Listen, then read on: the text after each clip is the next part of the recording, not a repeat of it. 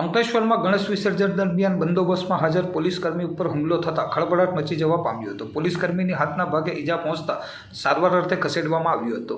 હુમલાખોરને અંકલેશ્વર શહેર એ ડિવિઝન પોલીસે ઝડપી પાડી કાયદેસરની કાર્યવાહી હાથ ધરી હતી.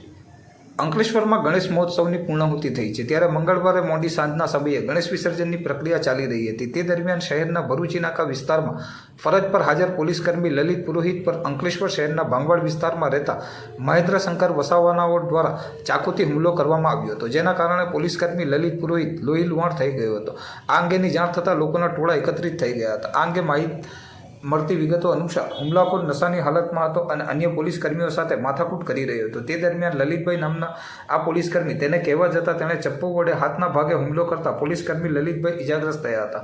આથી તેઓને સારવાર અર્થે નજીકની હોસ્પિટલ ખાતે ખસેડવામાં આવ્યા હતા. બનાવની જાણ થતાં જ પોલીસ કાફલો ઘટના સ્થળે દોડી આવ્યો હતો. પોલીસે હુમલો કરનાર મહેન્દ્ર શંકર વસાવાનાઓને ઝડપી પાડી કાયદેસરની કાર્યવાહી હાથ ધરી હતી. બનાવની વધુ તપાસ પોલીસ ચલાવી રહી છે. અંતરે ઉલ્લેખનીય છે કે અગાઉ પણ મહેન્દ્ર શંકર વસાવાનાઓ દ્વારા વર્ષ 2016માં પણ પોલીસકર્મી પ્રવીણ પટેલ ઉપર જીવલેણ હુમલો કર્યો હતો, જે અંગે પણ કાયદેસર કાર્યવાહી કરવામાં આવી હતી. ગઈ તારીખ 17/9/2024 રોજ અંકલેશ્વર ભરૂચી નાકા ખાતે પોલીસ જવાન લલિતભાઈ સોમાભાઈ પુરોહિત ઉપર એક આરોપી મહેન્દ્ર શંકર વસાવા રહે ખોડલ વેલ્ડિંગ પાસે ભાંગવડ અંકલેશ્વર દ્વારા જીવલેણ હુમલો કરવામાં આવેલ. આ બનાવની વિગત એવી છે કે મહેન્દ્ર શંકર વસાવા એ જાહેરમાં ત્યાં ગાળાગાળી કરતા હતા, લોકોને ગાળો આપતા હતા અને બીભત્સ ગાળો આપી અને ત્યાંનું વાતાવરણ ખરાબ કરતા હતા.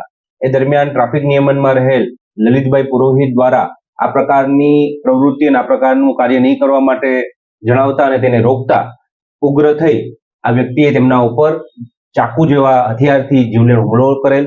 3 જેટલા વાર તેની પર કરવામાં આવેલ, જેમાં એમને ગંભીર ઈજા થયેલ છે અને ત્યાં સ્થળ ઉપર હાજર અન્ય લોકો તથા પોલીસ દ્વારા તેને પકડી લેવામાં આવેલ અને આ વ્યક્તિની ઉપર કાયદેસરની કાર્યવાહી હાથ ધરી છે, જેમાં પોલીસ દ્વારા BNS કલમ 109(1), 121(1), 132, 221, 296 ખ તથા GP એક્ટની કલમ 135 મુજબનો ગુનો દાખલ કરવામાં આવ્યો છે. આરોપીને સ્થળ ઉપર જ પકડી લેવામાં આવેલ છે. તેની પાસેથી આ ચાકુ જેવું હથિયાર રિકવર કરવામાં આવેલ છે. પોલીસ જવાનની જેની ઈજા થઈ છે એની તબિયત સારી છે, સ્ટેબલ છે, વધારે કોઈ ગંભીર પરિસ્થિતિ નથી, પરંતુ ઈજાઓ ખૂબ જ ગંભીર પ્રકારની હતી, જેમાં હાથ ઉપર અને પેટના ભાગે ઈજાઓ થયેલી. પોલીસ દ્વારા કડક એક્શન હાથ ધરવામાં આવી છે. આરોપીની અટક કરી આગળની કાયદેસરની કાર્યવાહી ચાલુ છે.